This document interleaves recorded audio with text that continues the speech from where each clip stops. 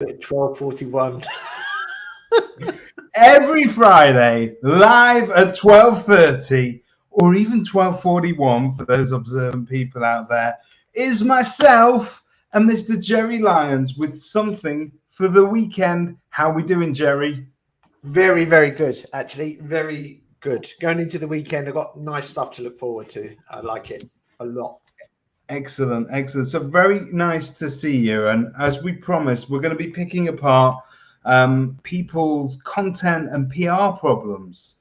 Every week, we'll be asking our visitors and viewers at home to write in to us with their PR problems. They could do it anonymously. I will anonymize all their surnames. We'll only use their first names. All right, Jerry?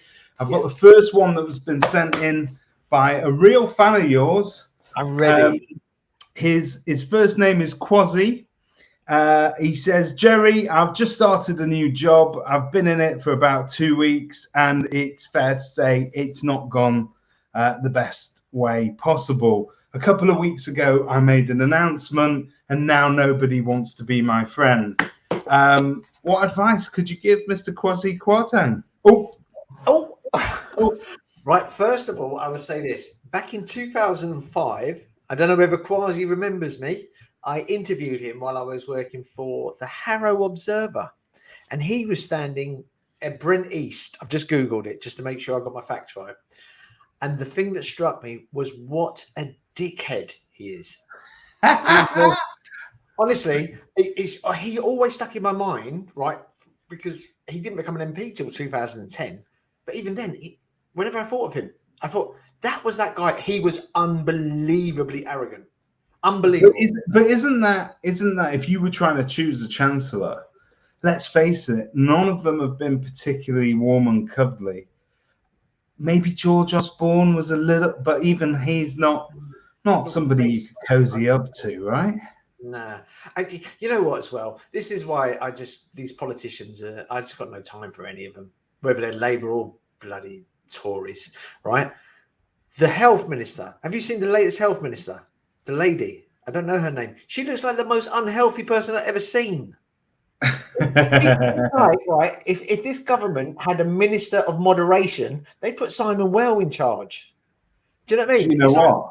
I back Simon Whale for leader of the party. I think he would have taken us back into Europe, got us back on track again. But we're not here to talk about the woes of government. But seriously speaking, though, one of the things that we've all been discussing is obviously as estate agents, everybody's worried about how we communicate to the public, what the general message should be. Now, and in some cases, we are trusted advisors to the public, and they're going to be asking us, well, my house today, in the context of a post Kwasi Kwarteng announcement, what's it worth? What's the market doing? And I think I've looked online at agents, and there's a mix of different camps within our property industry.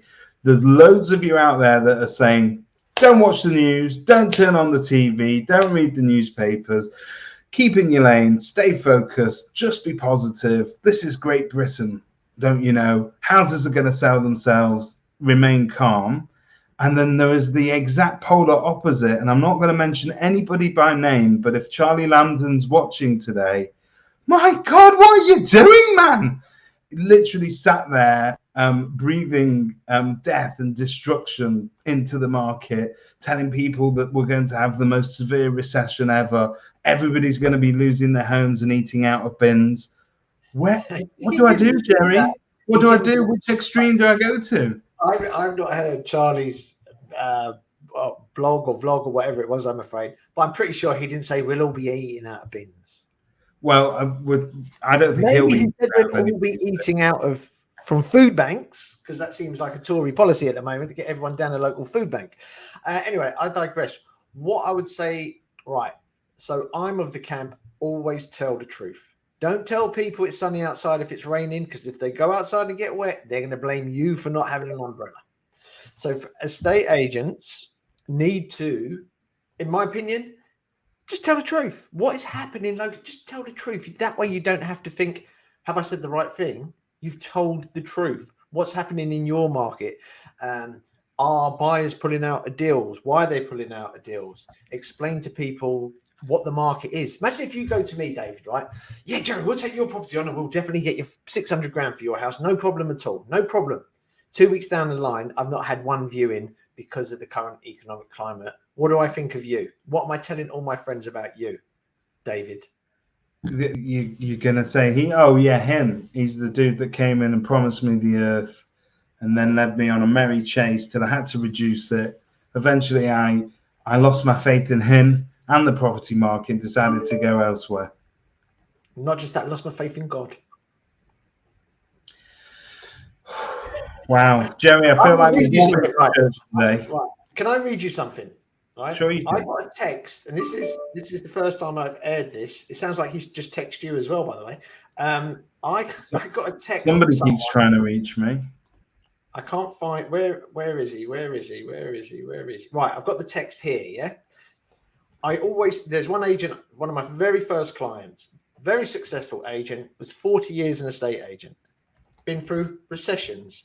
He's been through the credit crunch. He's been through all sorts of markets. Yeah. He's sold up. He lived in a massive house and he's retired and loving life. This is what he sent me when I said, what do you think agents should be doing now the market's turning? Do you want to hear? I've got the text here. Would you like to hear, David? Yeah, I'm listening. Right. So this is what he said. We actually look forward to a tougher market because all the useless cowboys get out of the industry. To make it work, you need to stick to motivated buyers and sellers like glue. Put your fees up and work hard. Stop wasting money. Stop taking on overpriced property. No point in having 300 instructions and selling none. Best to have 40 and sell 5. I hope that helps. Now, that's not a bloke talking about this is what I think will happen. That's based on 40 years of experience. So these are the sort of people I think we need to listen to. I think just be honest with your clientele. It's not even hard, is it? Just be honest. You don't have to be doom and gloom because well, on that note, how honest can I be? Can I turn around to my clientele and say, listen, pal, you're asking me. I don't have the answers. I have no idea what's going to happen over the next couple of weeks. Things are moving so quickly at the moment. Is that okay? Or is uncertainty with professional advisors, particularly in the property market, does that lead to it sows the seed of doubt, doesn't it, with that vendor as to whether or not you're on board? Right. I believe that it's okay to say, I don't know. So I don't know what the property market's going to do over the next 3 months because no one does. No one predicted this 3 weeks ago. No one at all. You get some people, I know the right way.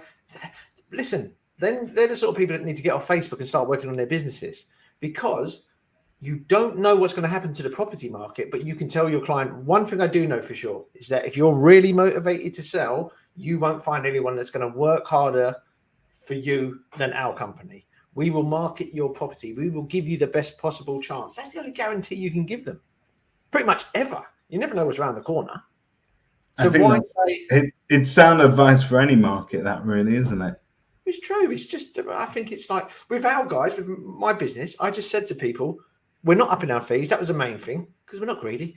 And Wendy's got a new car. No, she hasn't. We crashed it. It's true. But we're going to be there for you, and we're going to work harder for you now than ever. It's now more than ever. That's the 4 words we need to be thinking about, Davey boy. Okay. Well, I saw the blog that you produced for agents immediately after the Chancellor's announcement and after all the sort of economic shenanigans that went on. It was a very measured piece. I've seen some agents putting it across to camera. So you had a great example of that is Andy Overman, who again was almost outmaneuvered on that video by the very large bunch of flowers he was sat next to. But other than that, he gave a very sort of delivered and measured, very calming, I think, delivery of this message to the vendors. And it reminded me of the sort of messaging that you started to put out during COVID. It had that same sort of sensitivity to it. Right, you know what that is, David. Thank you for picking up on that. Two things I will say. I worked with Andy Overman on that piece. I was kind of interviewing him, getting that feel for the agent. And we wanted to get across the fact that people don't just move for financial reasons. Your home is not just a financial asset. In fact, that's probably the last thing you should see it as. It's a place where your kids grow up, where you make memories, where you share lovely moments. Do you know what I mean? And what I would say, right, and I just think tell the truth. It ain't hard. Just tell the truth of what's happening locally. People are trying to be too clever, by the way, with their messages. Agents, they're trying to think, oh, well, how can I make this sound better than it is? Just tell the truth. Don't try and second guess the market just at the moment because no one knows what's around the corner.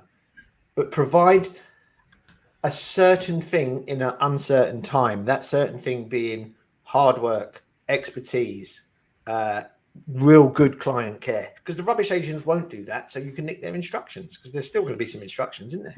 I don't want to turn this podcast into another version of the Three Crowns podcast or anything like that you do with other people. I'm not jealous, Jerry. I can share you with other people. Fine with that. But I have been reading and noticing recently that you have chosen to get your inspiration outside of the property industry. And you've been attending some events that have taken place out of our immediate sphere of influence. And I want to know what you've learned and why you've done that. Why do you feel that?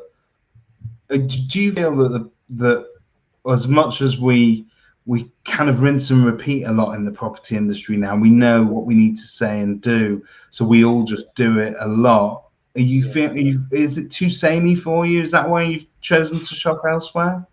100%. 100%. There's one event in particular I went to a few years ago, and then I went back the next year, and it was exactly the same. The same people giving the same messages to the same people. How's change going to happen in that environment? So that event you were talking about, I went up to Birmingham, a couple of days, listened to a lady from Dragon's Den, Sarah Davis, the Brewdog COO. That was really interesting. I just got different ideas. And you know what? It's not just the speakers. It's speaking to the delegates, the other delegates. Oh, some guy works for facility management. Gave me a couple of marketing tips. I'm thinking, shit, no one does that in a estate agency. And we're going to be unveiling those pretty soon as well. Like that. And what's the vibe in the room? Is it a mindset thing? Are they sort of mind over matter at the moment in terms of their outlook on the economy and the challenges against sort of, because some of those are fledgling businesses, aren't they? They're huge, but they're young businesses. Yeah. But both of those two speakers in particular, Sarah Davis and I think his name's McDowell, something McDowell, not Andy McDowell, it's an actress, I think. David McDowell, I think his name is. Okay. Right. But what they both said was now's the time to do different stuff. Now's the time to be bold if you want to survive. Because if you stay like this and one of your rivals is doing stuff differently and capturing attention, you're going to lose market share. And again, hard work. It's so underrated. Roll up your sleeves and get rid of it. Like that guy who sent me the message. One of the hardest working people I ever met. And now he doesn't have to work hard at all because he's done his bit. It pays dividends, outworking your competition. And I think a lot of agents are, and talking about that, look, we tend to pitch to the same sort of crowd. It's the people that are interested in improving themselves, that do show an interest, that are on top of their game. But let's not forget, there are still a lot of businesses out there that are stuck in the 80s and they're still going through the same motions. And their view of a crisis, and we saw this during COVID, was to sort of just sit back, wait and see, stop their spend. They're not investing in marketing. They're not investing in advertising. All the same geezers that used to cancel the pages in the newspaper the minute the bad news dropped. Yeah. You can't have growth and sit back at the same time. They don't sit well together. Tell me your view on that. There is a quote, and it's been accredited to loads of different people, but I did actually hear Pep Guardiola, the football coach, say this about an attacking style of football. There's more risk taking no risk. Okay. There's more risk taking no risk. And I'm a big believer of that because in lockdown, I saw agents, and we did the same, where we upped our activity. We really pushed it, and it stood us in good stead to this day. But I also saw agents stop. and just sit, like you said, sit on their hands and this was the common misconception about lockdown. Oh, when it opens up again, we're all on the starting line together. No, we're not, mate. No. There's agencies that were miles ahead of you because they were active during lockdown, and they're like, and I bet you that gap's never been made up. And honestly, when I was on the tools every day, 24/7 estate agent, my favorite period of time, and I shouldn't even say this, I feel guilty, was that sort of period where we were allowed to work again. And I saw so many of my competition just not doing anything. They weren't talking to the public. They weren't communicating with them. They weren't getting themselves out there. And everybody else said, oh, you guys seem to be busy. Where the other guys gone? And I don't believe that gap has ever really, truly narrowed, because you got a head start. Well, look at Normie and Co now, like the award winning, and just I see you guys everywhere on social media anyway. But you know, and it's great. You know, look, it all during lockdown, it gets you to sort of you had time to do that thinking, didn't you? And we all went on our little walks, and we were talking about how we're going to improve things, and we genuinely, all of us, I think, as an industry, but also as a company there at Normie, tried to put the focus on customer experience, making that better for them. We've now got more stuff that just makes your life less of a hassle. If you want to see something on a video tour, it's not a luxury. You can have it. It's there as standard these days. But there's other things in terms of just how we treat people. And I honestly think if you concentrate on that, then the awards and all the other bits and pieces, they come with the success. I so believe in that. About the Seth Godin said customer service is the new marketing, and he said that a couple of years ago. So that's not like a thing, but I believe that to be true as well. Like you said, if you look after people, they'll realise, and they'll tell their mates, you know. And if you're honest with them, and you made a point there about being out there. I've heard an agent, he posted last week, I'm just going to stay out of any social media just because I'm not sure what's happening. Right, which is fair enough. He was honest enough in that respect. But I think this is the time to be like a Dalek, like in lockdown, and not exterminate, communicate. You know, whether that's about your market, engage your prospect list, just check in on your database, see if they're okay, that sort of thing. How are you all doing? Just, you know, communicate. All right, Jerry, we promised we weren't going to bore people for too long. So before we sign off, I want you, sir, to give me something for the weekend. Give me one bit of positivity or inspiration, maybe a story that you've heard or something that you've learned this week, that every agent and every person, every man, woman, and child in the world can take to their heart to have a great weekend. Apart from Kwasi Kwarteng oozes arrogance, sweats it, yeah. Learned that in 2005, still the case now. At least he's consistent. It would be this, and I heard this morning on that Stephen Bartlett Diary of a CEO podcast. He had an American lady, escapes my mind, so apologies to her, but she made a great line about social media. Before you jump on it, create content before you consume it. Think about create that. Content before you consume it. So just put out before you put in. Put in before you put. Hang on. Put the work into your business with the content before you start scrolling through or getting lost in the weeds. Create before you consume. And it's so easy to create these days, right? So nothing's off limits. I know you're not hip and young as you used to be. I mean, you are. I'm just flashing across the bottom of the screen. People will see you're winner of the Hair of the Year competition, 1967. We know that about you, but is there any channel of communication that you're advising agents not to use? So for argument's sake, LinkedIn has a different tone to Facebook, has a different tone to TikTok, to Instagram. Are you a kind of everything works, or stick to what you're good at? I think everything works if the tone is right. So I said this to a couple of people. The topic is one thing at the moment, but the tone, how you deliver it, is another. So if you are breaking bad news, do it in the most honest way. You don't have to say, like make it sound gloss over it. Don't gloss over things. Just tell the truth. It's simple. Really is. All right, boys and girls, that is your truth for the weekend. It's your something for the weekend. We will be joining you again live-ish next week at the same time, 12:30. Mr. Jerry Lyons. 12:41.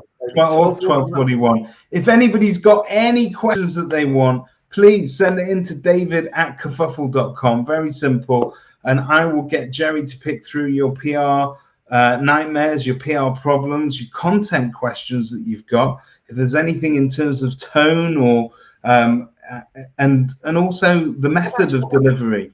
Life as well. I'd like to be agony on. I'd love to be agony on, by the way. You know, like, oh, this has happened. Steve has ran off with Sharon. What am I going to do? Didn't like Sharon anyway. Shaz, our hearts go out to you. Steve, give us a call, mate. Don't sit in silence at home. We'll come around with some beers and start. Oh, poor Steve. Anyway, to the rest of you, have a wonderful weekend, Mr. Jerry Lyons. Thank you very much, sir. Welcome. Arrivederci. Bye.